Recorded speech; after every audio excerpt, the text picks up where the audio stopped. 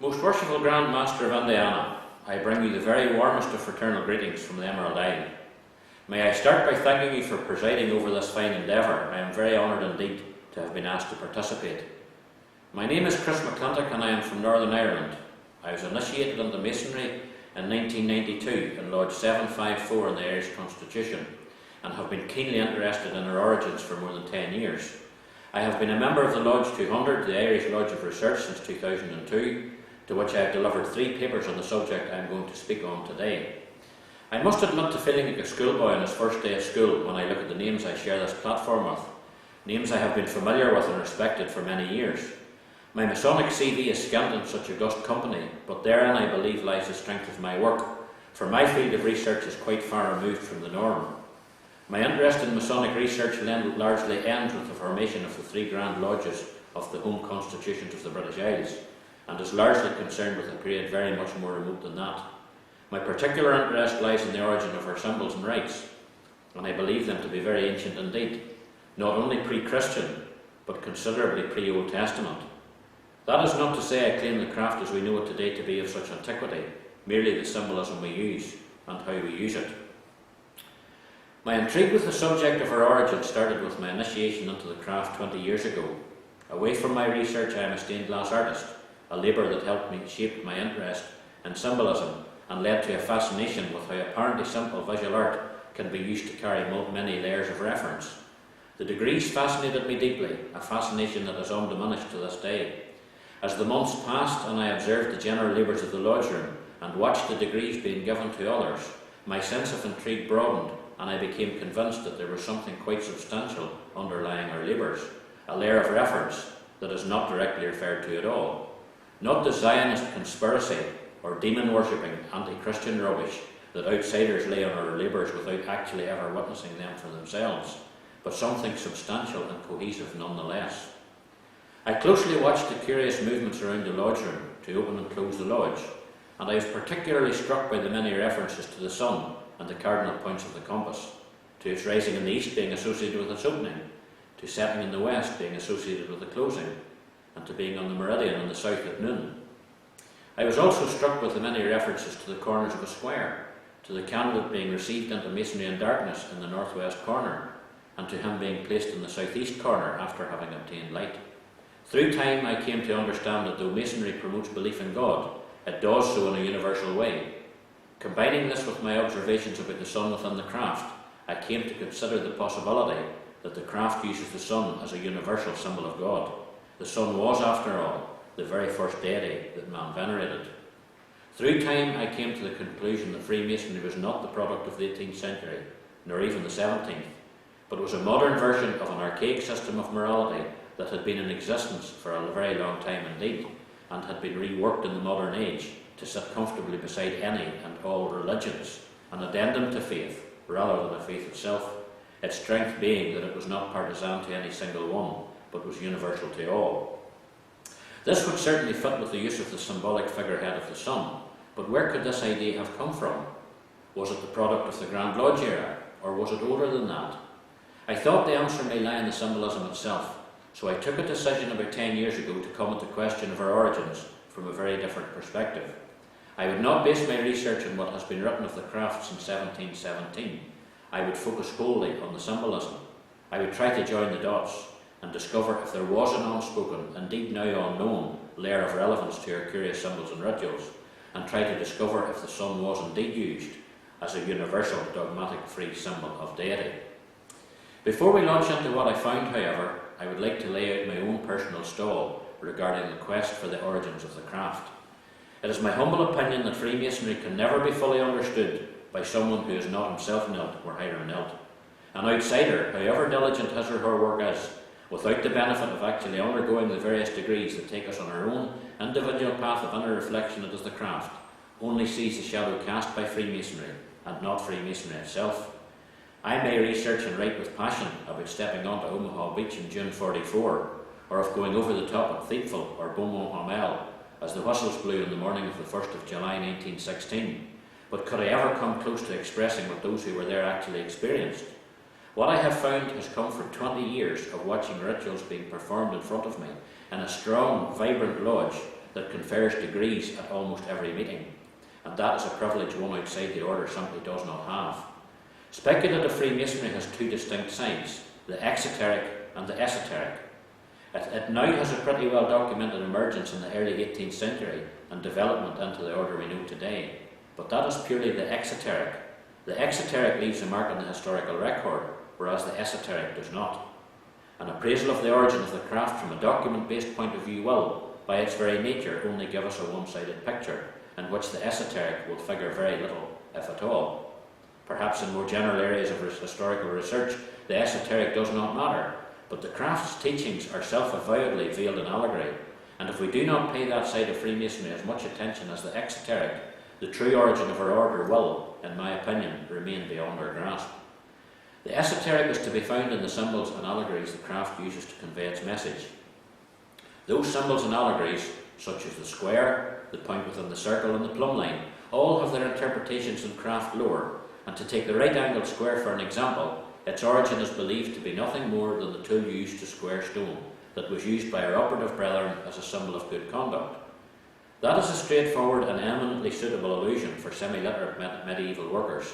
It is therefore enough to satisfy the historian, who can tick the box that an origin of the symbol exists and move on. But what if the square had a layer of relevance beyond that? What if it already had a symbolic meaning before the medieval stonemason attached it to the tool he used?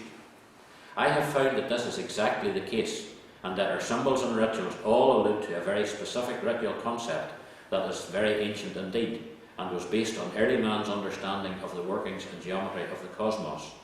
His particular point of veneration was what we will refer to as the square of the sun. The presentation today will explain exactly what the square of the sun is. He expressed his understanding through geometry in general and the veneration of the right angle in particular, and those expressions are the foundations of Masonic symbolism and ritual today. If such is the case, how then can we ever hope to fully understand the craft without analysing it and understanding those symbols?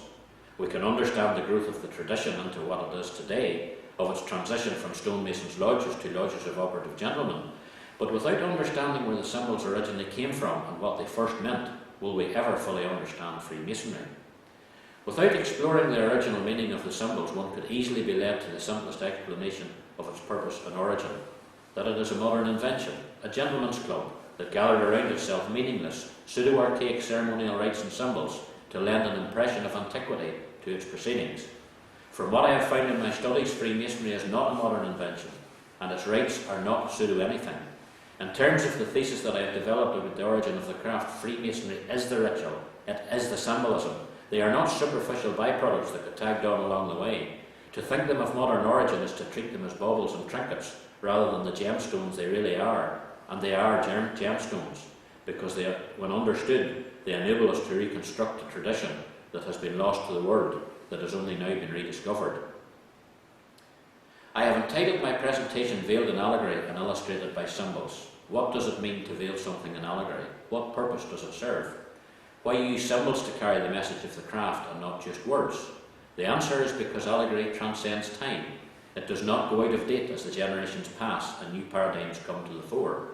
The world changes, and with it so do our perceptions. The allegories of the craft are interpreted by us today in a way that suits our worldview.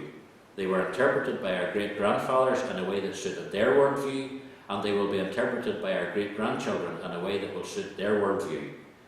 Because it is timeless, allegory is therefore an immensely suitable vehicle to carry the teachings of the craft.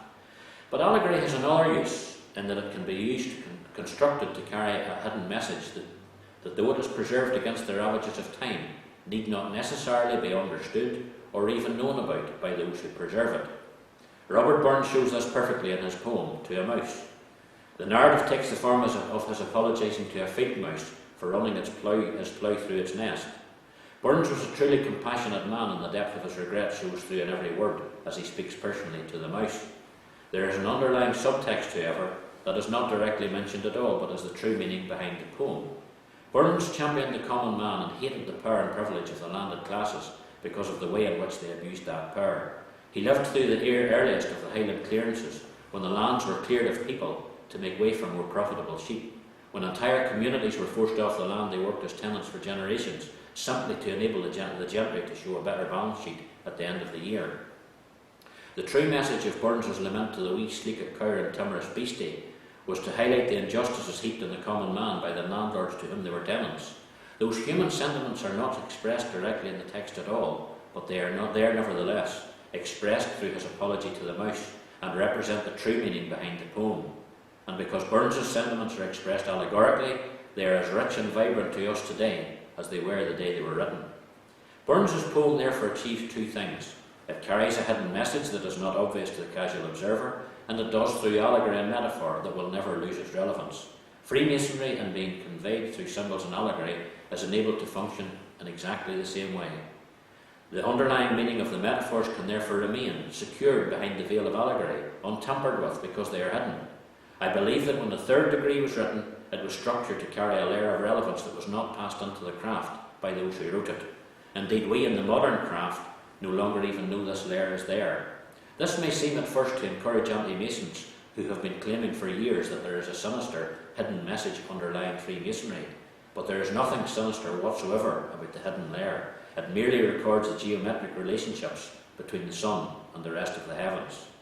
The heavens are not stationary, but are like a vastly complex clockwork toy, endlessly beating out the rhythms of the cosmos above our heads, with the sun at the centre of all. It was to the unravelling of the various rhythms of the heavens that ancient man applied himself spiritually, and his expressions of that understanding are still with us in Freemasonry. I have reconstructed that ancient knowledge and can offer rational explanations for our rites that clear the fog that surround our order, a fog that does us no favours. As we work our way through my thesis, the true nature of our rites will become self-evident, and will place many of our quirky rites and symbols in a rational context for the first time ever. I have read few explanations as to why, for instance, the senior warden's pillar is raised and lowered at the opening and closing of the lodge, or why the deacons coat their wands at the same time, or why the junior warden wears a plumb line as the jewel of his office. Why does the candidate undergo a symbolic death and raising in the process of being made a master mason?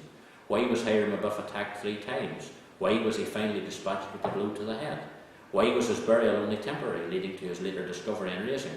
Why was the ruffian who delivered that blow himself sawn in twain at the waist? As far as the craft is currently aware, these details have no specific relationship to each other, but in fact they are all drawn from a single source. They are drawn from the observation of the sun and the stars, and are a modern version of the stellar myths of the ancient world that were constructed to convey a specific relationship in the heavens between the sun and a particular group of stars. The true origin of these details has been lost to Freemasonry since the early 1700s, but emerges again in the thesis I present in my work. But how will such a claim fit into the modern Masonic fold? How will it be received in research circles? For it is very far removed indeed for them from the currently accepted origin of the craft.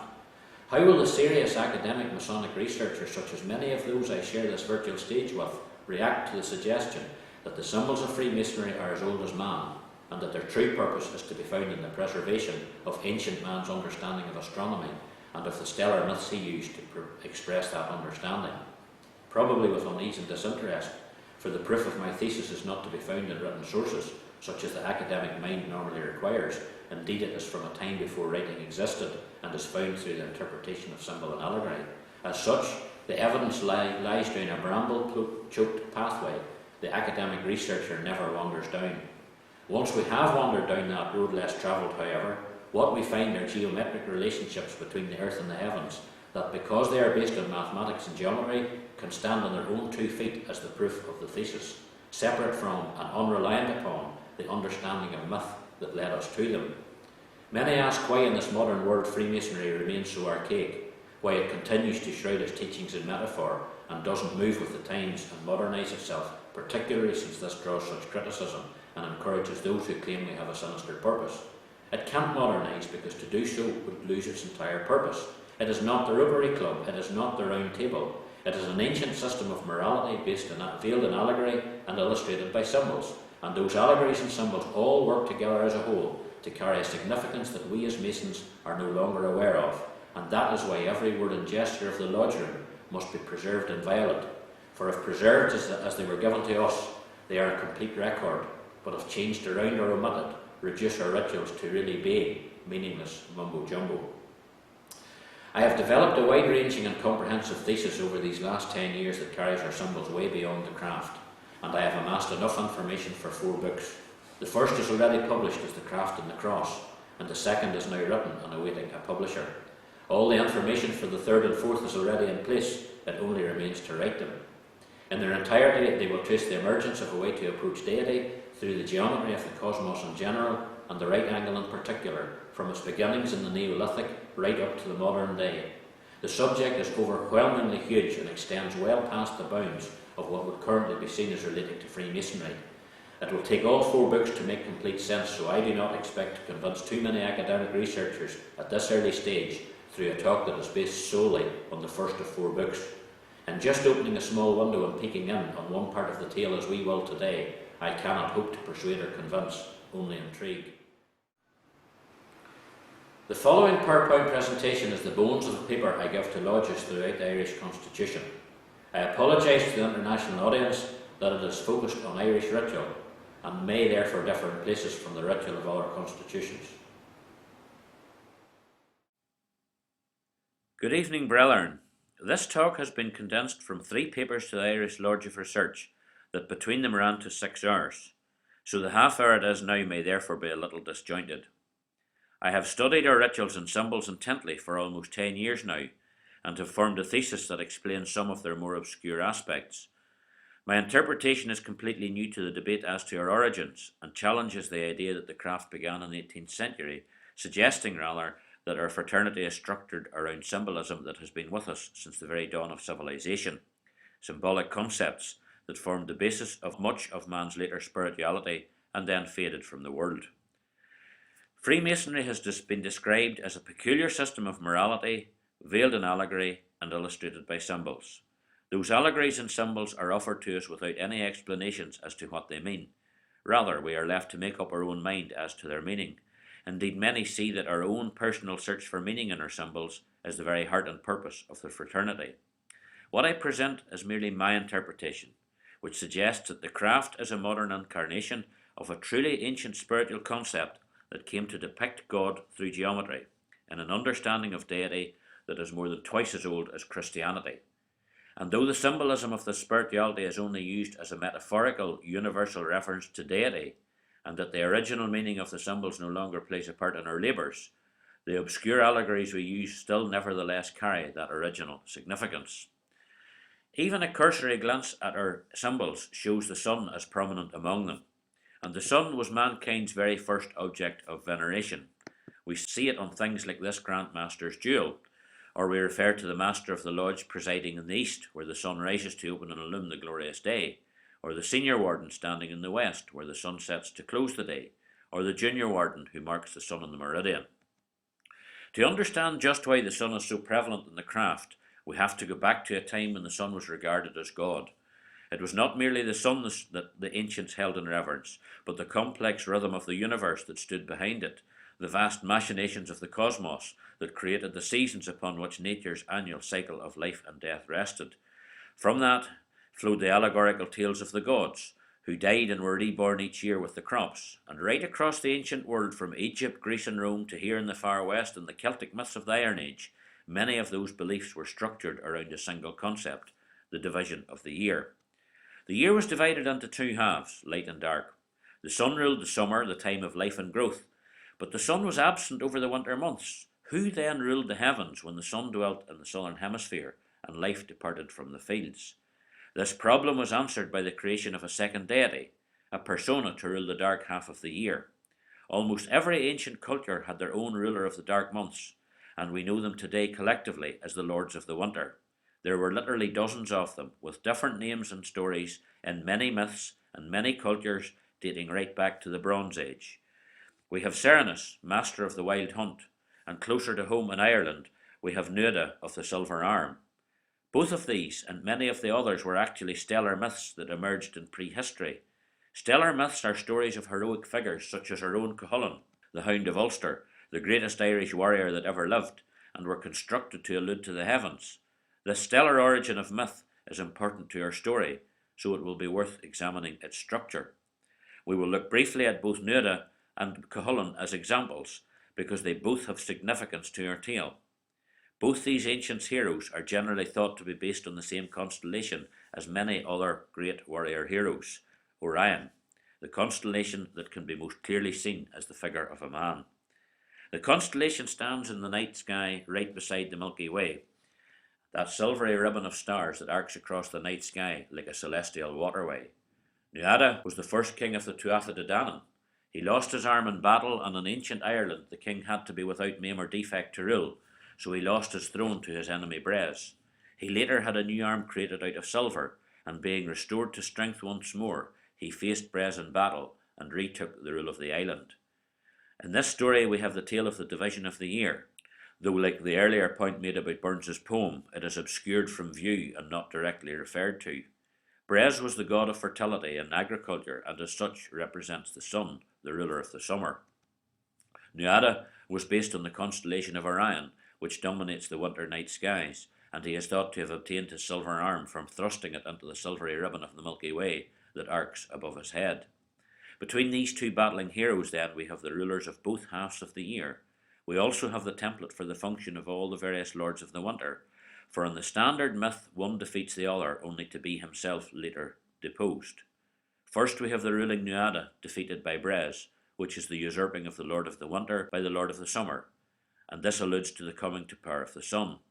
After a period, Nuada returns, having regained his strength, deposing Bres and reclaiming the throne of heaven. Summer has once again reverted to winter, and the cycle of seasons is complete. The most important dates in terms of the division of the year were the equinoxes, for on those days night and day were equal. The powers of the gods were therefore in equilibrium, enabling them to transfer authority from one to the other. Over the winter, darkness rules, but on the day before the spring equinox, the dark was still slightly longer than light, and meant that the Lord of the Winter still clung to power. On the day of the equinox, light and dark were exactly the same, facilitating the handover of power, and the day after the equinox, daylight exceeded night. The transition had happened, and the sun had come to power. Turning to the myths of Cuchulainn, we find him the hero of the cattle raid of Cooley, which involves the theft of a dark bull from Ulster that is taken to Connaught to be paired with the white bull Finnbennach. As soon as it arrived, though, it fought with the white bull, killed it, and fled back to Ulster, where it then killed itself by rushing headlong into the Cooley Mountains. We again have the juxtaposition of light and dark. At the beginning of the tale, the white bull is in the ascendancy. This is the summer. The two bulls meet and fight. This is the equinox. The white bull is killed by the dark bull, which is the change to winter. Eventually the dark bull dies too, which is the end of the winter and the resumption of summer. The circle of the seasons is complete. Cuchulain's role in this tale was to guard the ford of the River Dee against Ulster's enemies, and this aspect is derived from Orion standing to the side of the Milky Way, the great waterway of the sky. And to complete the picture and prove the stellar origin of the myth, just above Orion in the sky, we have the great bull of Taurus. You're probably wondering what relevance all this has to Freemasonry, but as we will see, the above stellar myths share several significant similarities with the death of Hiram that I believe show the murder of our first Grand Master to be a stellar myth also, in the style of the ancient Lords of the Winter. We will come back to Orion later, however, once we have set the scene for his participation in our tale by looking at the other half of the story, the sun. The square is perhaps the most prominent symbol of the craft. We refer to its ability to square stones for building as being symbolic of our fraternities better equipping us to play our part in society. Thence comes the notion that being square with people means we treat them with fairness and integrity. It is generally thought that the symbolism is no deeper than the working man's tool, but I believe the square has another meaning, however, that is very much more ancient than that and relates directly to the sun. In times when calendars were many thousands of years in the future, it was by recording the progress of the sun across the horizon that the ancients kept track of their year, and the square is particularly pertinent to the recording of the movement of the sun in the British landscape. If we ask where the sun rises, we usually get the answer in the east. That is true in a general sense, but if we were to be specific, we would find that it depends what time of year it is. There are actually only 2 days of the year on which the sun rises exactly in the east, and those days are the equinoxes on the 21st of March and the 21st of September. A reference to the sun in the east, then, if we were intending to be precise, would refer specifically to the equinox. On other days, the sun rises either to the left or right of due east. In the summer, the sun rises to the left of east or towards the north. In winter, the sun rises to the right or to the south. If we look closer at the summer half of the year, we see that as the weeks pass, the sun rises further and further from east. By the 21st of June, it is as far north as it gets, and we have reached the solstice. After that, the days start getting shorter again, and the sunrise position starts to move south. The setting sun behaves likewise, only in the west, and is the reverse of this. The solstices were enormously important to our ancestors, for they were the anchor points of their agricultural calendar. By measuring the position of the sunrise in the landscape throughout the year, the ancients could have known when to plant, when to harvest, when to introduce the cow to the bull, so that the spring grass would be starting to grow as the calves were born, and when the salmon would be running in the rivers. Being able to calculate the passage of time would have enabled them to work out many timings similar to the above, but it all hinged on knowing what time of year it was. The more accurate the calendar, the better man could manage his environment. So this gave our ancestors 4 special days, the equinoxes and the solstices, equally spaced in the calendar, which divided their spiritual and agricultural year into 4 quarters. The solstices stood at each end of the year, the height of summer and the depths of winter, and here we must remind ourselves that the craft holds 2 saints as its patrons, John the Baptist and John the Evangelist. As Christianity rose to prominence, it found it impossible to dissuade people from worshipping the old gods on the ancient holy days, so the old pagan festivals were allowed to remain in the new faith, but given Christian identities. John the Baptist's feast day is the 24th of June, and is generally now regarded as the Christianized pagan celebration of the summer solstice. The Evangelist's day on the 27th of December is likewise regarded as the ancient marker for the winter solstice. So in having these 2 saints as its patrons, Masonry attaches itself very specifically to the rhythm of the sun's year. The sunrise on the equinox is due east regardless of one's position on the globe, but the position of the solstice sunrises depends on latitude. The further south the viewer stands, the closer those special sunrises are to east. The further north one is, the further apart they are. At Cairo, for instance, the solstice sunrises from summer to winter are roughly 54 degrees apart, and at Stockholm they are 101 degrees apart, and therein lies the significance of the square to the area where I believe Freemasonry originated, because peculiar to one line of latitude, that of Edinburgh, both solstice suns rise at exactly 90 degrees apart. This precision only happens at the latitude that runs through Edinburgh, and I believe this area was considered sacred to our ancient forebears because of this fact. I suggest that the square of our square and compasses is a direct reference to the square of the solstice sun. Another reference to compass points that gives 90 degrees in connection to the sun is that on first entering a lodge room, the first degree candidate is received in darkness in the northwest corner, the sun's setting point, and therefore the moment of darkness on the summer solstice. Once initiated and having obtained light, he is specifically placed in the northeast corner, the sun's rising point on the same day, the moment light is brought to the world. Though the sun at the latitude of Edinburgh can be considered to give a true right-angled cross on the solstices, the angles vary elsewhere. We saw this earlier with Cairo and Stockholm. In addition to the square, the other half of our main emblem is the compasses. As legs of the tool can be set at different angles, this is an eminently suitable symbol to suggest the rays of the sun. And though the square is often depicted in silver in the emblem, the compasses are often in gold, again suggestive of the rays of the sun.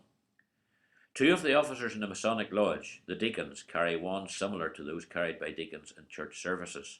Another time we depict an angle similar to the compasses is at the moment the lodge is both opened and closed, with the coping of the deacons' wands over the altar, and I suggest this too is symbolic of the sun's rays.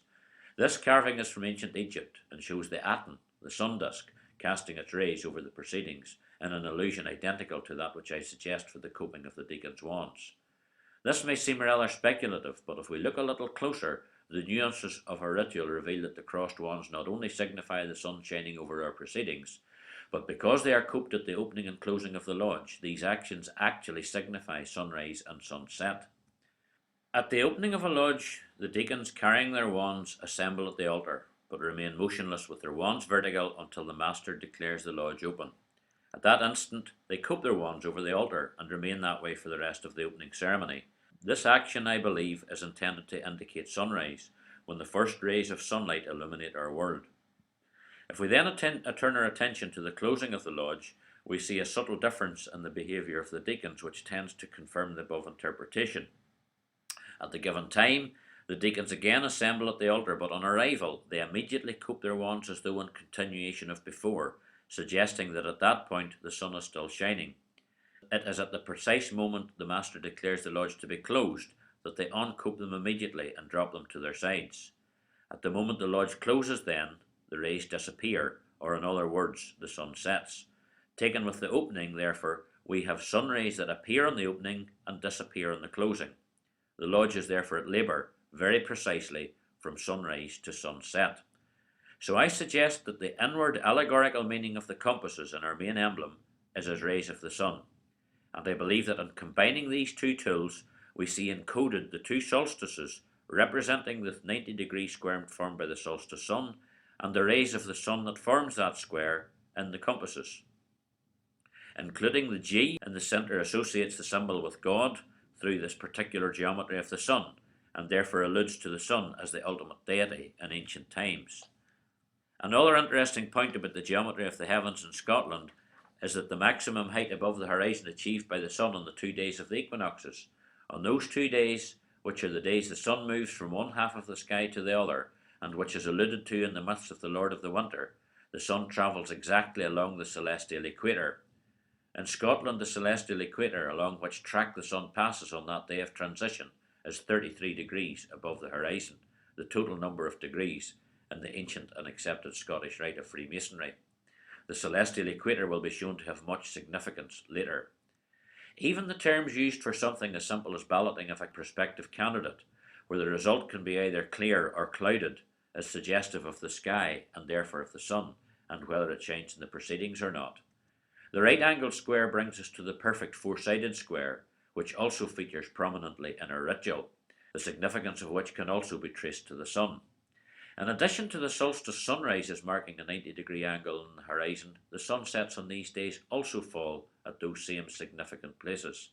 We saw earlier that the sun's rising and setting points on the solstices form a true X-shaped cross in Scotland, and this true cross also gives us a perfect square in the landscape.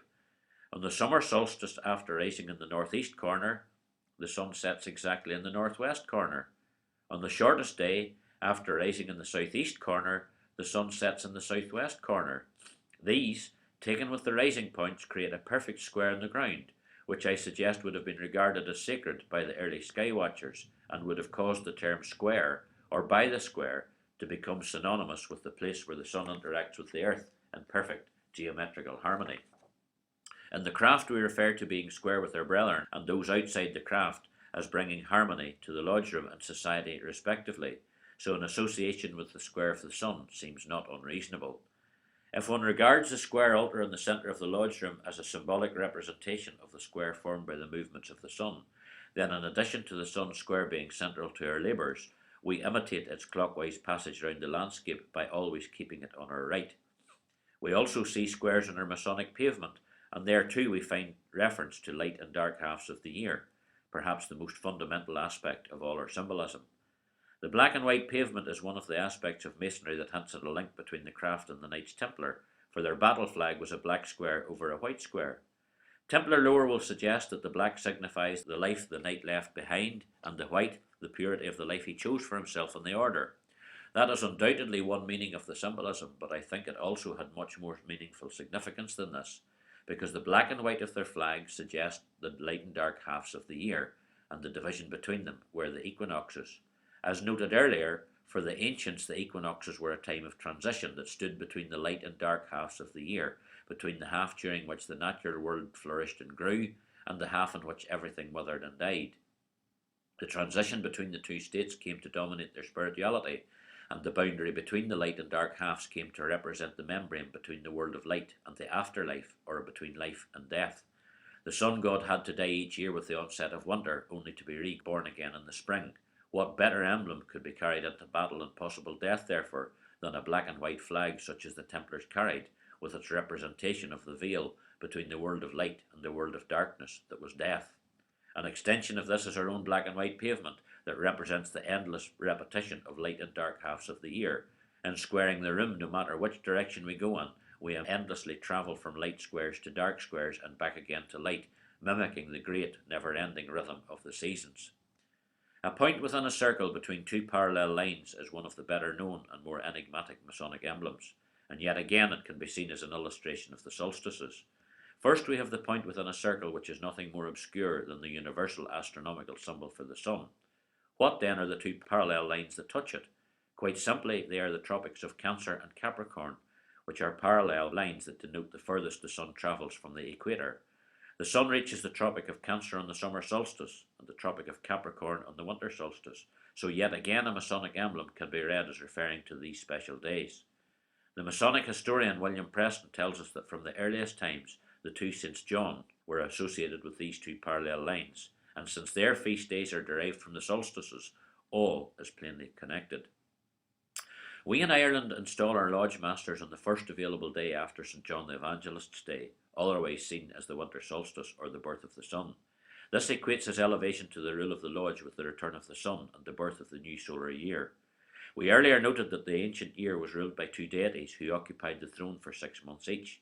In Ireland, right up until the middle of the 19th century, our lodges were ruled by two masters, one of which was installed in the chair on St. John the Evangelist's Day in December, the other on John the Baptist's Day in June.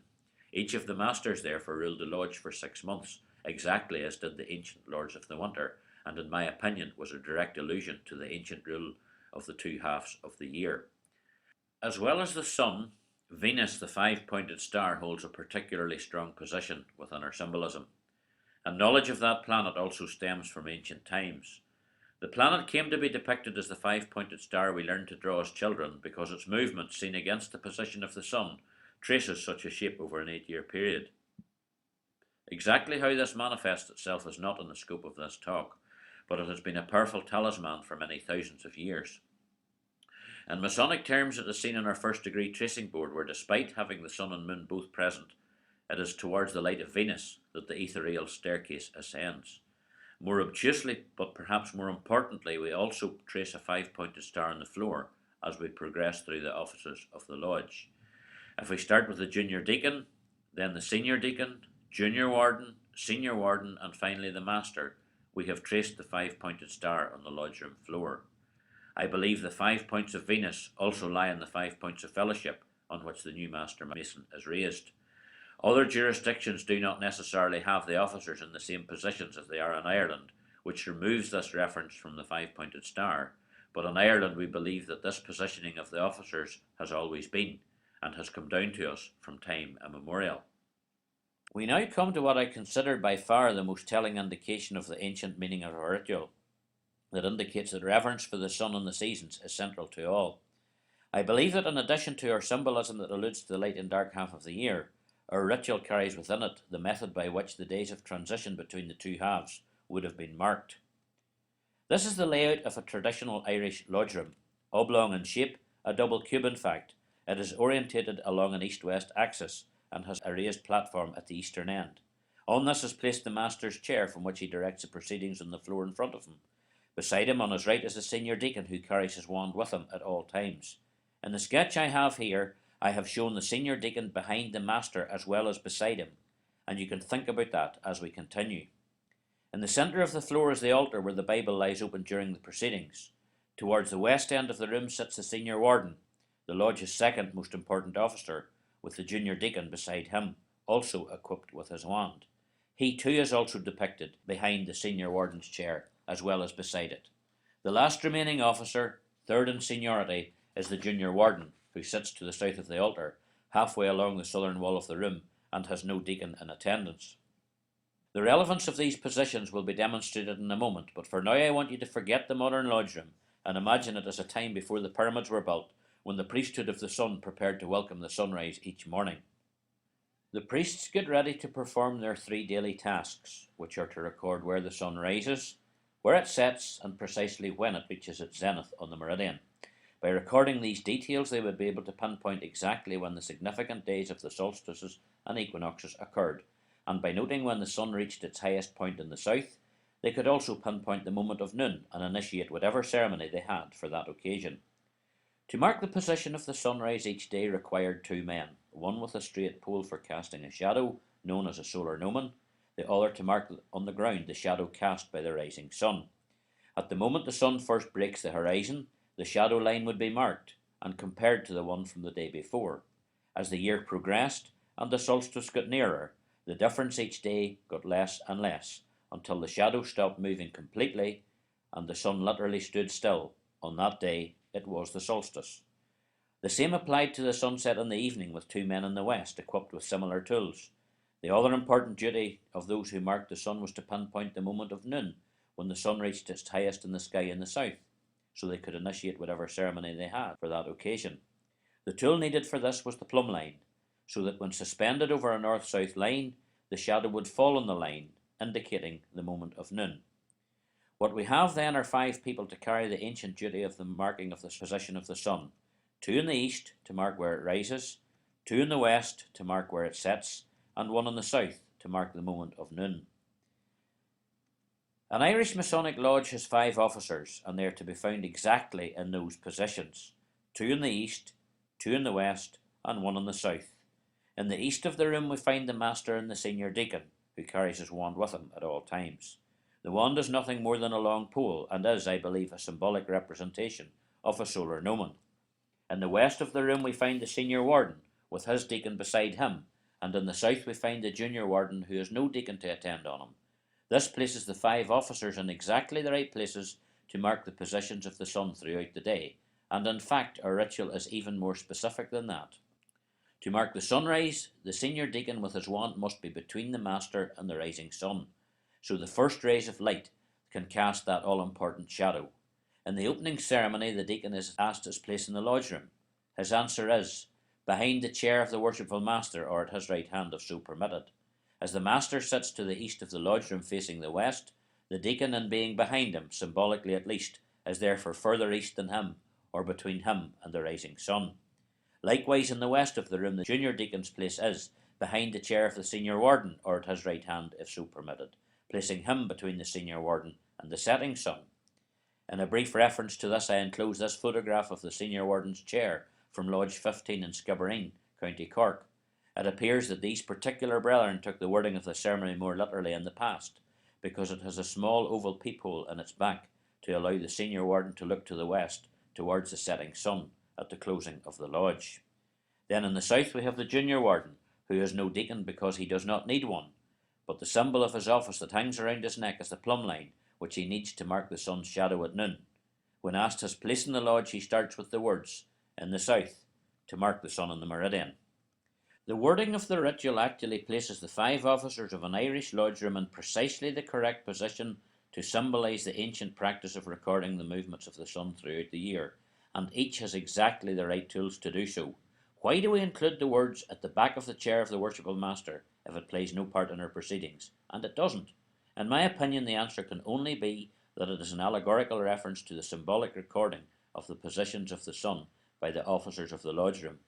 Pertinent to this is that at the moment of the closing of the lodge, when the senior warden is asked his place in the lodge, he answers with the words, "in the west, worshipful master." As the sun sets to close the glorious day, so the senior warden stands in the west to close the lodge at the will and pleasure of the worshipful master. The reason I emphasise the marking of the sun on the horizon in this way is that in the days when it was actually practised, it would have revealed not only the days of the equinoxes, but would have led them to the fact that the sunrise and sunset on the solstice forms a perfect right angle at a particular place on the globe, that place being centred on Edinburgh, and all achievable using the tools that we still carry symbolically to this day in our obscure lodge rituals. Not only do allusions to the true square underpin the symbolism of Masonic ritual, but the area where this true square occurs happens to coincide with the region with the strongest claim to Freemasonry's earliest emergence. If we look at these references geographically, you will see what I mean. The area where the true square is formed by the sun is between the 2 lines of latitude shown on the map here. The closer to the centre of this area we take our measurements, the closer to a true square we get. I have termed the area between these 2 lines of latitude the land of the Solstice Square, and here I have overlaid the locations of the very oldest lodges in the world, which have records going back to the 1500s, and are Stirling, Dunfermline, Aitchison's Haven, Haddington, Edinburgh, St Andrews, and perhaps the most important of all, Kilwinning.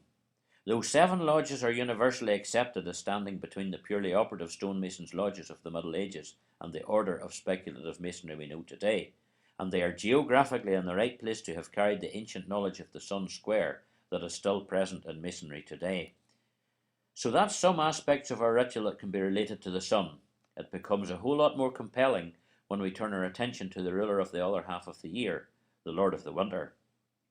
I earlier mentioned the division of the year into its light and dark halves.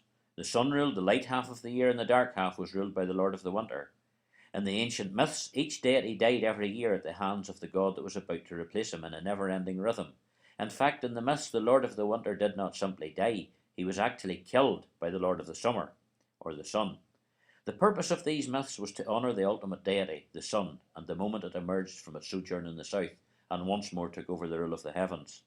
The Lord of the Winter was therefore a construct to accommodate that moment in ritual. In the thesis I offer Hiram Abiff as a modern representation of the Lord of the Winter, whose slaying on the spring equinox facilitates the coming to power of the sun.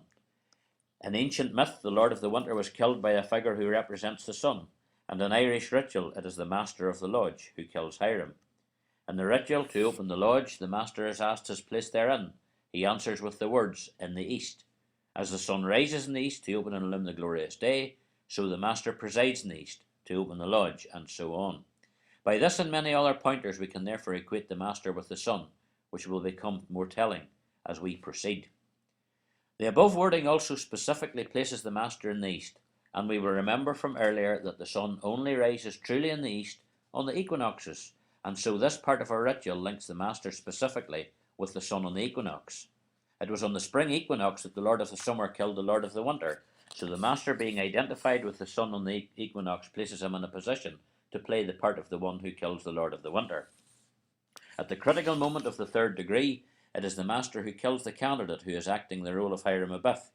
This therefore fulfills the ancient prerequisite that the Lord of the Summer kill the Lord of the Winter on the equinox, which he must do to enable the sun to assume the throne of the heavens for the light half of the year. This firmly identifies Hiram Abiff with the Lord of the Winter of ancient myth, and as we saw earlier, many of those old world myths carried allusions to aspects of the constellation of Orion. Though it is too expansive to go into in detail here, the most important part of the constellation is the belt that consists of 3 stars. Indeed, it is the 3rd star that interests us most for a reason we will explore in a moment. Hiram is attacked 3 times, and it is the 3rd ruffian that kills him. The nature of this type of myth-making is that snippets of detail are shoehorned in at every opportunity to add layer upon layer of symbolism and therefore strengthen the myth. I believe the inclusion of the three rough ends in the tail is an allusion to the three stars of the belt. So far we have only seen reference to the first half of the story of this figure, to the slaying of the Lord of the Winter. The myth, however, requires that the positions be reversed again 6 months later when the sun passes across the equator into the southern hemisphere after its term of office, so to speak, for the winter months. This is the return to power of the Lord of the Winter, and our raising ceremony represents exactly that, the passing of the sun's rule and the return to power of the Lord of the Winter. The cycle of the year is complete. The raising is the aspect of our ceremonies that causes most consternation to those outside our order, because it is imagined to be a substitute for, or even a satanic mockery of, the Christian resurrection. In terms of what is revealed here to underlie that part of the ritual, the slaying and raising are simply symbolic of the rhythm of the sun's year, and in no way profanes the Christian resurrection. I said earlier that the Lords of the Winter were many of them based around the constellation of Orion, and this is because during the winter it is exactly opposite the sun in the heavens. We saw earlier how Nuada and Cuchulainn were drawn from this constellation, and I suggested that Hiram was too, so we will now look at why I believe that to be so. It was the shape formed by these stars that first started me on my quest almost 10 years ago, for whilst out walking the dog late one night, I noticed a striking similarity between the constellation and the stance adopted by Hiram at the moment of his slaying in Irish ritual. Indeed, when we overlay the two, we see that Hiram's exact stance is derived in totality from the constellation. The crossed legs and the upraised arms, and even the squared thumb, are all drawn from notable stars in the group. If we take the crossed legs first, we will see that a row of 3 bright stars denotes the right knee, and another one of the stars becomes the heel of the right foot. In our ceremony, the candidate is slipshod, and when Hiram adopts his curious cross-legged stance, the backless moccasin the candidate wears falls away, exposing the heel. This part of the stance, then, is derived directly from the stars of Orion. If we then move on to the upraised arm and hand, we find that in addition to one star denoting the elbow that is held square to the body, we also find a group of 3 stars where the hand is.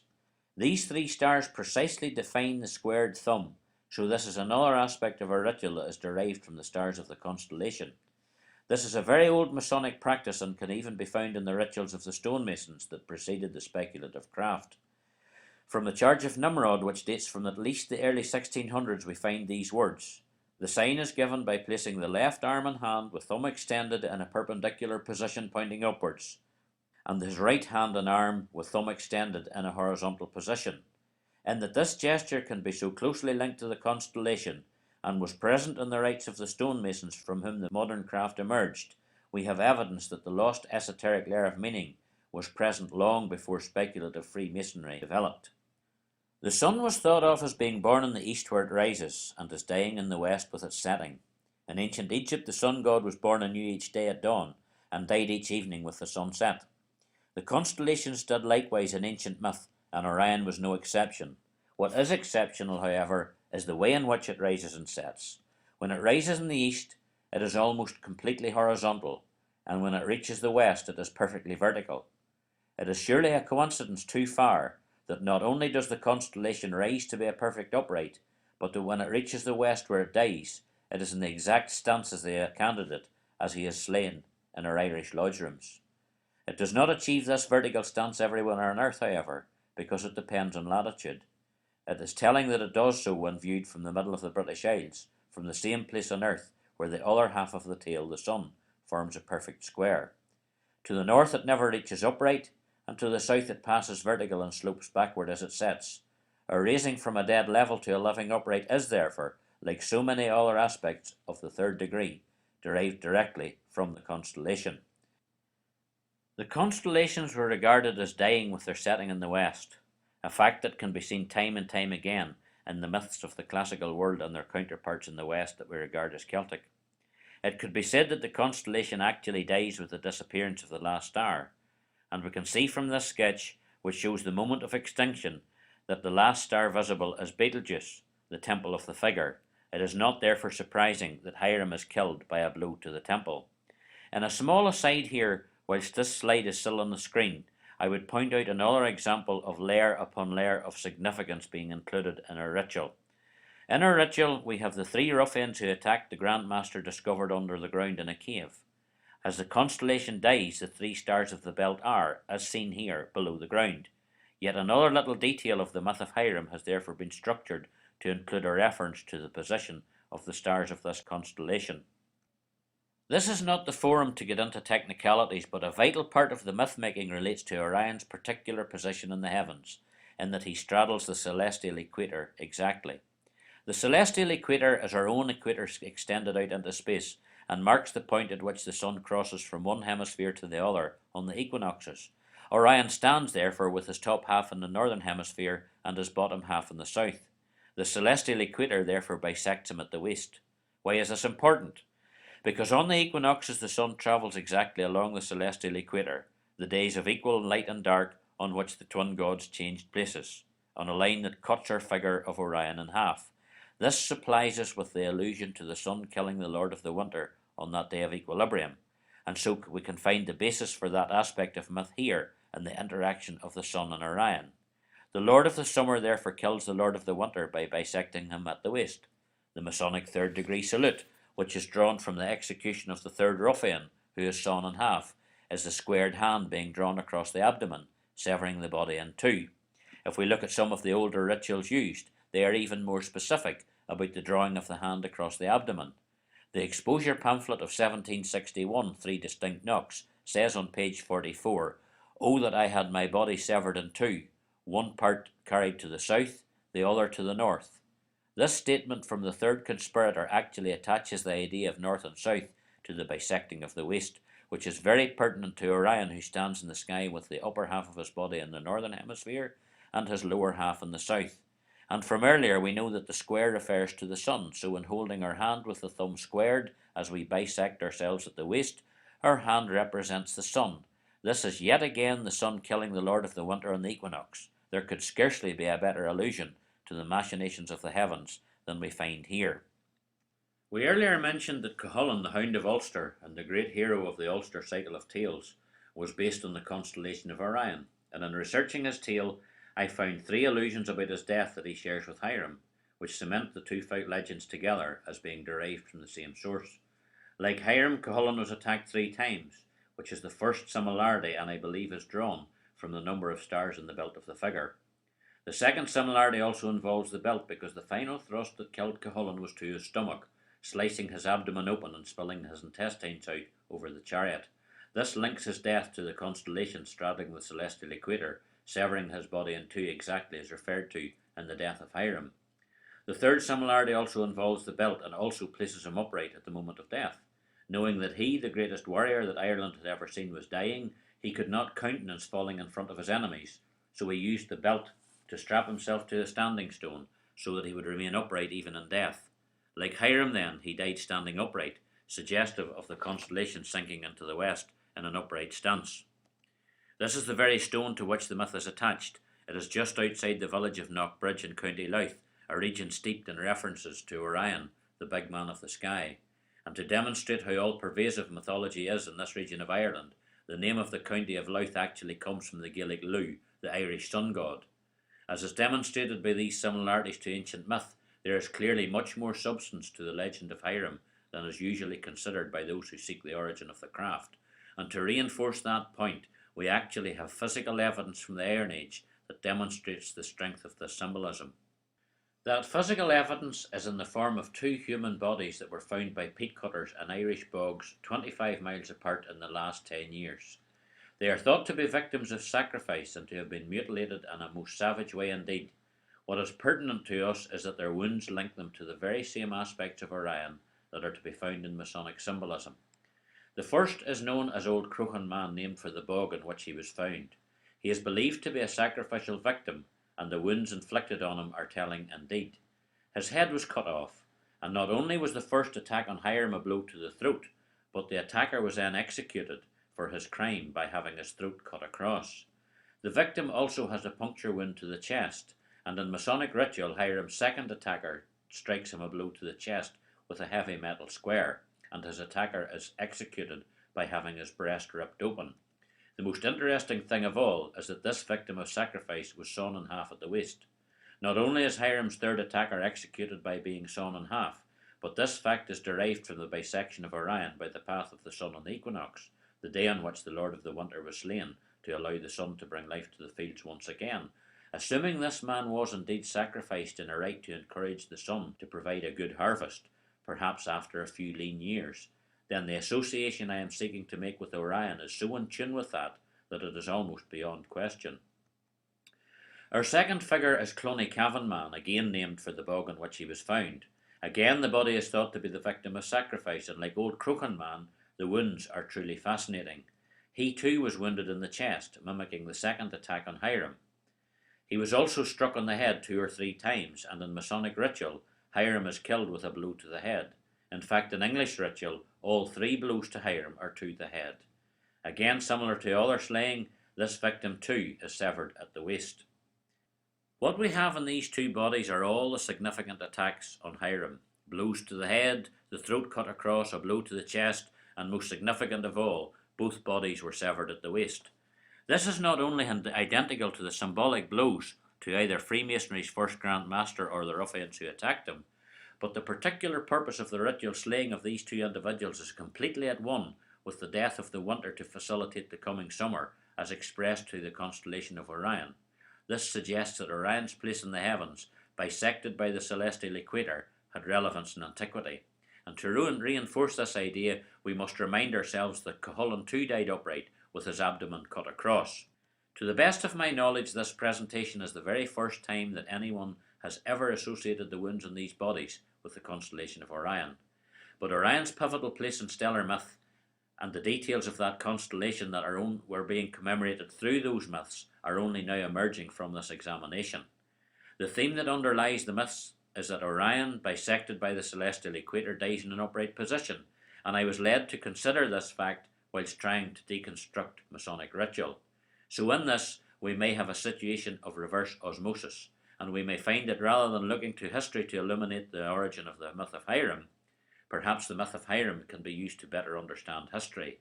I do not for a moment claim that one or either of these bodies is Hiram Abiff, but I do claim that the symbolism that stands behind the ritual slaying of these 2,300-year-old sacrificial victims is identical to that which stands behind Hiram, the ritual slaying of the Lord of the Winter in the guise of Orion to facilitate the return of the sun after the cold and dark of winter. Freemasonry is criticised for retaining the blood-curdling penalties that underpin its oaths, to having the throat cut across, the breast torn open, and the heart pulled from thence, and the body sawn in half. Such language does not sit well with the modern world, and these penalties generate many difficulties for us. What is offered here gives not only a rational basis for where that symbolism came from, but what it means. When we realise that these are not simply the references to medieval execution that they are currently attributed to, but they are to specifically record the relationship between the sun and the heavens, we can begin to understand why the architects of the modern craft structured the rites as they did. It also becomes clear why there is such importance placed on maintaining even the smallest details of our symbolism, even the blood-curdling oaths, because every detail works together with others to create a single cohesive whole. We know the third degree was written in the 1720s to add to the 2 degrees that had been inherited from the operatives, and currently there is no known significance in it other than a piece of theatre to pass on the importance of fidelity to his fellow man, to the candidate. But how could that degree have been structured so closely to the reality we find in these ancient bodies, other than that the designers of the third degree were tapping into the same ancient source and drawing from the particular attributes of the Lord of the Winter and how he must die to impair the return of the sun? In closing, I will return to our symbolism, and I would like to make one final observation about the line of latitude that runs through Edinburgh. Though I have not actually given it a value yet, the line of latitude that is shown on the map around which this entire tale revolves is 55 degrees and 55 minutes north. If given as a 3-digit number such as on a map reference, it would be 555. If we look at the coffin on the third degree tracing board, which contains the symbols that relate to the passing and raising of Hiram, we will find 3 number 5s on it, 2 at the top and 1 at the bottom. Taken together they give 555, the exact latitude around which all of my talk revolves. Latitude 555 is not only where we find the true square of the sun, but it is where Orion dies perfectly upright in the west. So there you have the very barest bones of my interpretation of the rituals of the craft. The cross is one of the oldest symbols in the world. It is formed by the sun and the solstices, and though the angles of the arms vary elsewhere in the globe, the rising and setting on Midsummer's Day here in the British Isles is a perfect right angle, and the same moments on Midwinter's Day also give a true right angle. Together they give us the true cross, or perfect square of the sun. To put it in its simplest terms, it is my contention that the ancients discovered the true square of the sun in antiquity, leading them to honour God through the geometry of the right angle. They also developed the idea of the Lord of the Winter, an alter ego of the sun that died each year to facilitate the sun's rise to power, and based that persona around the constellation of Orion. By putting them both together and weaving them into the tale of the death of the architect of Solomon's temple, Freemasonry tapped into that ancient story and therefore preserves what is arguably the oldest spiritual concept in the world. Freemasonry is not a Christian organisation, but that does not mean it is pagan or indeed anti-Christian, far from it. It is simply non-denominational and seeks to respect whatever God its individual member holds as his own. To do so, it uses truly ancient symbols and concepts to represent God in a purely symbolic and therefore universal way, and those symbols are the sun and the rhythm of the cosmos, represented by the constellation of Orion. And when we look at the craft from that perspective, there is not one single iota of either our rituals or symbols that cannot be interpreted as being designed around that principle. So, most worshipful Grand Master, that is an introduction to my thesis on the origin of the symbolism that underpins the craft. I thank you and your team for permitting me this opportunity to lay it before the brethren of the entire world in this way. Is it radical? Yes, it is. Is it controversial? Not at all, because as my presentation showed, it places a rational explanation on our rites and symbols that clears the fog that presently surrounds it.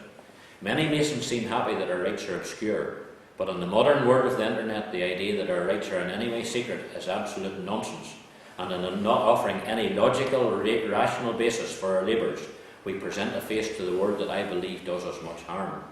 The world we live in today is very far removed indeed from that in which Freemasonry as we know it was born, and its door is open far enough now for those outside the order to peek in and put 2 and 2 together and make 5. The thesis I present puts 2 and 2 together and makes 4. The rationale I offer will remove much of the stigma that we have allowed others to tarnish our rituals with, and will give us a basis to at last confront those who say Freemasonry is a religion that has its own God. It may appear to be because the symbolism of many of the world's religions was derived from exactly the same source as that of Freemasonry, the ancient veneration of the sun. But whereas religions have overlaid their own doctrines and dogmas on the more ancient spirituality, we in the craft have left it untouched and used the geometrical principles as understood by our forebears in their pure, undistilled form. And furthermore, the story of Masonry I present ascribes the craft a remarkable place in the history of mankind that is very much more fascinating than the idea that it simply developed in the 18th century as a pseudo-secret society of gentlemen. My thesis replaces that, dare I say, superficial origin with something the craft can be very proud of indeed, the preservation of a spiritual path that has been in existence since the first flowering of the human intellect. My thesis is extremely comprehensive, very much more so than what has been presented here today, and presents a very radical view indeed of the origin of Freemasonry. And my claims boil down to 2 simple possibilities. Either they are right or they are wrong. If I'm wrong, then I'm sure it will not be long before one more astute than me points out the error in my work, and the currently held origin of the craft in the 1700s can remain unchallenged. But if I'm right, and I defend my thesis robustly because of the vast amount of evidence that I have not yet placed before the public, then a radical change in the way we understand the craft is upon us. Not only does our appreciation of Free Grand Lodge Freemasonry need to be reassessed, but it is far more wide-ranging than that, because it also has enormous implications for the understanding of historic history generally. The thesis in its entirety will demonstrate that the way to comprehend deity that is outlined above emerged in the late Neolithic, as mankind left the hunter-gatherer lifestyle for the more settled existence of the farmer. His intrigue in his surroundings came from his measurement of the sun and the landscape to give him an agricultural calendar. Using the methods outlined earlier, he not only got his calendar, but he also observed the variations in the sunrise position, and the changes in latitude that gives. He found the true square of the sun through measuring the rhythm of the year, and then he turned his attention to the stars. And in understanding their rhythms too, he brought the two together in a spiritual path that created order out of what had been chaos. And we still honour his discoveries today by carrying his methods symbolically in our symbols and rituals. My talk concentrated on symbolism that is still in existence today and that originated in extreme antiquity, but I did not suggest how concepts could have survived from then until now. One can only fit so much into a presentation of this length. But there is, however, a very well-defined path down which the symbolism survived to the 18th century when it became attached to Freemasonry. And that path lies within the Christian Church for the first 700 years of Christianity in the British Isles. Perhaps the greatest hurdle for the survival of the symbolism would have been the transition from the sun-worshipping pagan past to the Christian future. In Ireland there was a very blurred transition indeed, with many pagan practices surviving well into the 19th century and some even to the present. And that is my particular area of interest. Neither Ireland nor Scotland ever came under the dominion of the Roman legions, and perhaps that is why the old ways survived longer there than elsewhere. Many of the religious practices of Ireland have only the thinnest of Christian veneers and can clearly be seen to have their origin in sun worship. The Celtic Church was pivotal in the survival of the old ways, for it remained in isolation as an autonomous grouping separate from the dominion of Rome for almost 700 years. It is with the Celtic Church I want to finish my presentation, for it is pivotal to the survival of the ancient symbolism of the sun into the modern era. The giant of that church was St. Columba, for though St. Patrick is credited with introducing the faith to the island, the church he set up answered to Rome through a hierarchy of bishops, and that aspect of the faith faded away after his death. The Celtic Church arose in a vibrant new form almost 100 years later, under the leadership of St. Columba, stripped of allegiance to the wider church, and it developed and flourished from then on its own. I believe that the Celtic Church had a dualistic view of the true cross, and that whilst they certainly venerated it as the cross upon which their Saviour died, they also understood it as a solar symbol, a swastika formed from perfect right angles. I want to close by taking you to a few places that are not currently regarded as playing a part in the story of Freemasonry. First, we will go back to the very start, to the Neolithic, to the birth of the symbolism of the true square of the sun. And then we will finish by coming forward 3,500 years to the time when the symbolism of the past made the transition from the old world to the new. The first location will be Newgrange, unquestionably the most striking ancient site in Ireland and the most architecturally and spiritually advanced building in the world when it was built around 3100 BCE. There we will discover the first use of the true cross as a symbol in the entire world, and being amongst the oldest stone structures ever built in the world, 500 years older than the pyramids of Egypt and almost 1,000 years older than the finished Stonehenge, it is among the world's first examples of the stonemason's craft. We will then turn to the northwest of Ireland, to County Donegal, to two places that I believe play a part in the transition of the symbolism of the right angle of the sun from the pagan past to the Christian future, and as such are therefore very much a part of my thesis as the story of the craft.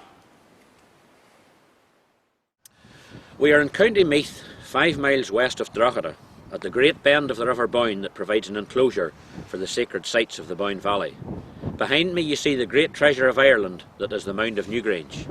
This ancient mound is central to my thesis as to the origin of the symbolism of the true cross of the sun, and was built over 5,000 years ago, around 3100 BCE. Like all ancient sites, there is a debate as to the origin of the name, with some suggesting it to be the time of the British settlement of Ireland and to refer to the landowner's new grange or meadow. Others attribute it to the anglicisation of the Gaelic Anuam Grania, the cave of the sun, a much more likely possibility considering its purpose. The opening you see above the main entrance was unique in the world when it was designed. It is known as a sun window and allows the shaft of the rising sun on the winter solstice to penetrate to the very heart of the mound to bring the light of the reborn sun as it rises on the winter solstice to the cluster of 3 chambers at the end of the passage that spend the rest of the year in inky blackness. It is the layout of those inner chambers that particularly interests us, because when we look at the interior and plan, we see that the 3 inner chambers, when taken with the entrance passageway, form the shape of the cross. This, considered with the fact that the entrance passage aligns to the solstice sun, indicate that this great mound, even if human remains have been found inside, is much more than a tomb, and is more accurately a temple of the true cross of the sun, on the day in which it is reborn in the depths of winter, and is, I believe, the first representation of the true cross of the sun on earth. We are in County Donegal, just a couple of miles northwest of the city of Derry, Londonderry. This is the hill of Greenan, with its Iron Age round fort. Place names in Ireland carry much history, often obscured, and Greenan is such a name. Greenan is from the Gaelic Granion, place of the sun, and indicates the true purpose of this hill in antiquity.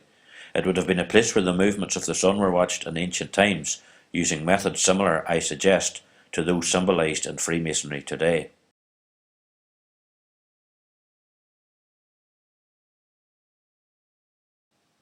We know this hill was used in antiquity because there is a Neolithic tumulus just beside the tower. There is also a series of earthworks that date from a more recent period, and the tower itself, the Granion of Eilech, is from the early Christian period. This site then has seen use from remote antiquity, and would therefore have witnessed a transition from paganism to Christianity. There are many such hill forts in Ireland, but this one is particularly pertinent to our story. It was the seat of the Northern O'Neill, and their most famous son was St Columba, born a handful of miles to the west of here. It was said of him that had he not chose the religious life, he could have been the Ardree, the High King of Ireland, but he did choose the priesthood, and became founder of what we know as the Celtic Church, a completely autonomous grouping within the broader church, with no hierarchy of bishops who answered to Rome. Before his mission, this part of Donegal was pagan and afterwards was Christian. It is my belief that Columba was as much Druid as Christian, and that he was a priest of the sun before embracing the new faith, and carried the ancient pagan ways into the new religion. We will now travel westwards towards the setting sun to one of the major sites where Columba battled the demons of the pagan past, or more realistically, a site that had been one of sun worship that he converted to Christianity. This rugged, remote valley is Glencolumkill, the valley of the Church of Columba. Legend has him coming here to banish demons in the 6th century, but more prosaically, he was Christianizing the valley from its pagan past.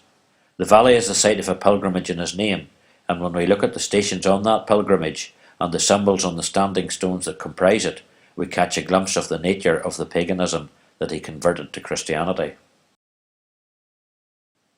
This is the first stone that the visitor to the valley meets, station 13 on the pilgrimage route. As you can see, the village has now grown around it. The markings on this stone are taken to be Christian. Not unreasonably, when you look at it, it's basically the Christian cross. However, it is actually 4 back-to-back right angles within a circle, which is an exact representation of the behaviour of the sun within the latitudes that define the land of the solstice square. When we look at this in conjunction with the gold sun disk we saw earlier, you can see that they are identical.